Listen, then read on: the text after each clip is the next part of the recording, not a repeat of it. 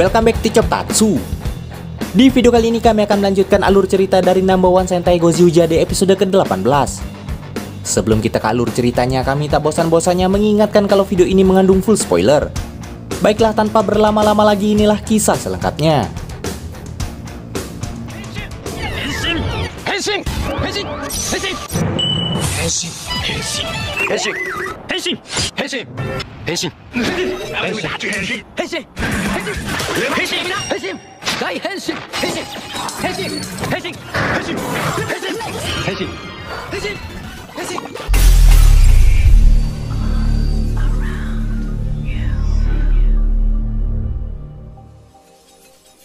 Suatu hari di Half Century ditemukan salah satu kombatan Arya yang tewas dengan luka tusuk di punggungnya. Hal itu sontak membuat Riko, Ryugi, bahkan Sumino yang baru saja sampai terkejut. Tak berselang lama, Tono dan Kinjiro juga tiba di sana ikut terkejut melihat hal itu. Menyadari Riko dan Ryugi yang sudah ada di sana terlebih dahulu lantas membuat Sumino mencurigai mereka yang telah melakukannya. Namun spontan Ryugi membantah dan berkata bahwa bukan mereka yang melakukannya. Di saat yang sama, Noan Misteri muncul dan berkata bahwa semua tersangka sudah berkumpul. Dan ia akan memecahkan siapa pelaku sebenarnya yang kemungkinan bersembunyi di antara mereka berlima. Dengan begitu, kasus diberi judul kasus pembunuhan di ruang terkunci di desa Tegasword. Karena tak percaya, Ryugi mencoba membuktikannya bahwa ruangan itu tidak terkunci dengan berjalan keluar. Namun anehnya, ia tak keluar melainkan muncul kembali di dalam. Dan Noan menjelaskan bahwa selama kasus itu belum selesai, maka mereka tak akan bisa keluar dari ruangan itu. Menyadari hal itu sesuai dengan kemampuannya sebagai detektif, Sumino lantas mengajukan diri mengalahkan Noan untuk memecahkan kasus itu. Di sini Sumino memulai aksinya dengan menanyakan siapa saja yang ada di TKP sebelumnya.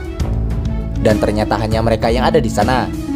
Namun di saat yang sama, tiba-tiba Kumade masuk melalui atap dan akan ikut memecahkan kasus itu. Di sini tiba-tiba Kinjiro teringat bahwa Sumino memiliki kemampuan untuk membaca pikiran. Maka dari itu ia meminta Sumino menggunakannya untuk segera menemukan pelaku yang bersembunyi di antara mereka. Akan tetapi sayangnya Sumino tak bisa melakukannya pada sesama pemegang Sentai Ring. Namun karena hanya Noan itu yang ia curigai dan bisa dibaca pikirannya, maka Sumino lantas melakukannya pada monster itu. Sayangnya di sana Noan itu pun tak tahu, sehingga kemungkinan bukan ia yang melakukannya. Di sisi berbeda, Tegasword meminta Godaburn menemuinya. Di sana Tegasword ternyata ingin tahu mengapa ia bisa bersama Kumade. Ternyata sebelumnya cincin Tega Kenakelah yang telah memilih Kumade sebagai usernya. Dan kini akhirnya Godaburn pun juga ikut menaruh kepercayaan pada pria itu. Namun karena anaknya itu belum benar-benar mengenal Kumade seperti dirinya, maka Tegasword lantas memperingatkannya agar ia berhati-hati pada pria itu. Sementara di tempat sebelumnya, Kumade menduga kombatan itu sudah tewas sekitar pukul 1 sampai 2 siang. Menyadari Kumade mencoba ikut menyelidiki kasus, Sumino lantas meminta kasus itu diserahkan saja padanya. Sayangnya di sini Kumade lantas meremehkan gadis itu, bahkan menghinanya sebagai detektif amatiran. Mendengar ucapan itu tentu saja membuat Sumino kesal dan berniat membuktikan kemampuannya untuk mengungkap kasus itu lebih dulu dari siapapun.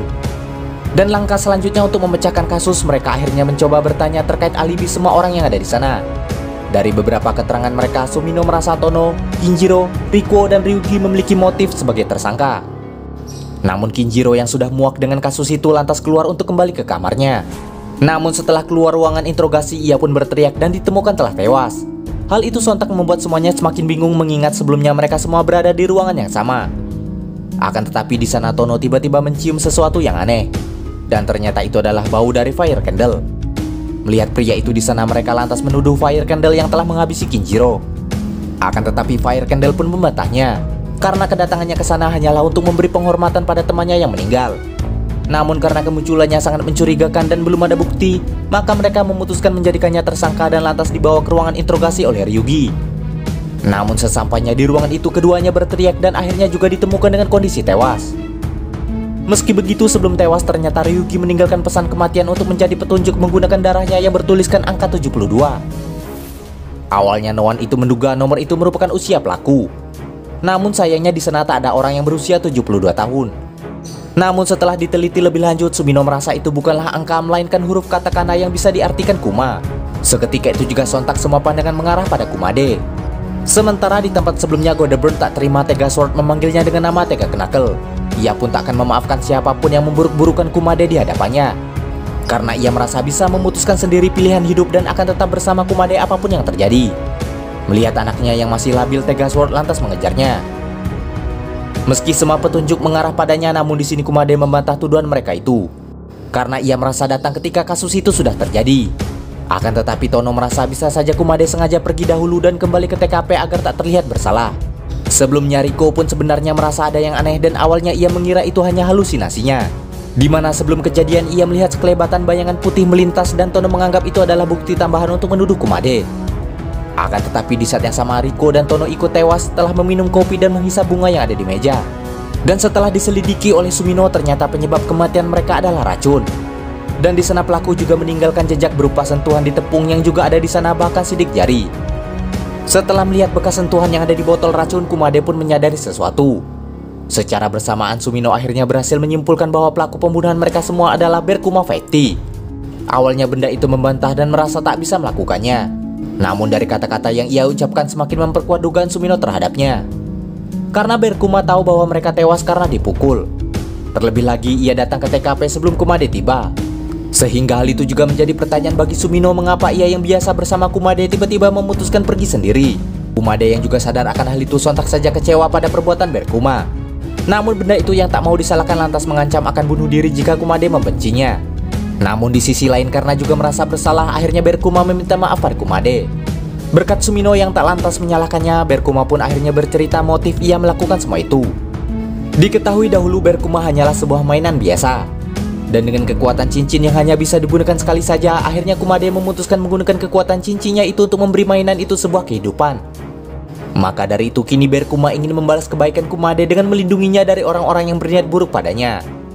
Mendengar hal itu sontak saja membuat Kumade terkejut sekaligus ikut merasa bersalah. Meski begitu Sumino merasa perbuatan Berkuma tetap tak bisa dibenarkan.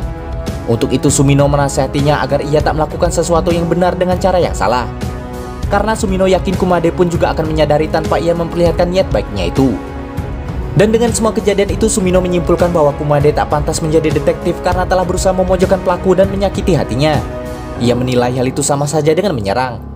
Karena detektif seharusnya bisa memahami dan menyelidiki latar belakang mengapa pelaku melakukannya. Dengan begitu akhirnya pertandingan itu dimenangkan oleh Sumino. Usai misteri itu terpecahkan, Noan mengembalikan kondisi semuanya seperti saat dimana para Goju dan semua yang tewas hidup kembali. Karena tak terima dikalahkan oleh Sumino, Noan Misteri lantas berencana melakukan pembunuhan yang sebenarnya.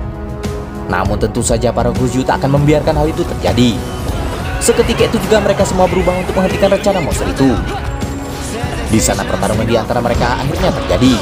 Ketika Sumino akan diserang, Kumade berusaha melindunginya sebagai rasa terima kasih setelah menyadarkan dirinya.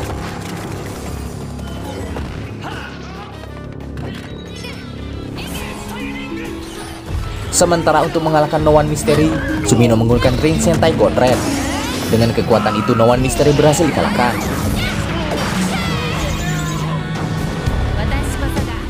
Namun ternyata pertarungan belumlah berakhir. Perbedaan pendapat Godeburn dengan Tegasword sebelumnya lantas memaksa kedua robot ayah dan anak itu untuk bertarung. Di sini Kumade pun segera masuk ke kokpit diikuti dengan Berkuma dan Sumino yang juga ambil alih mengendarai Tegasword.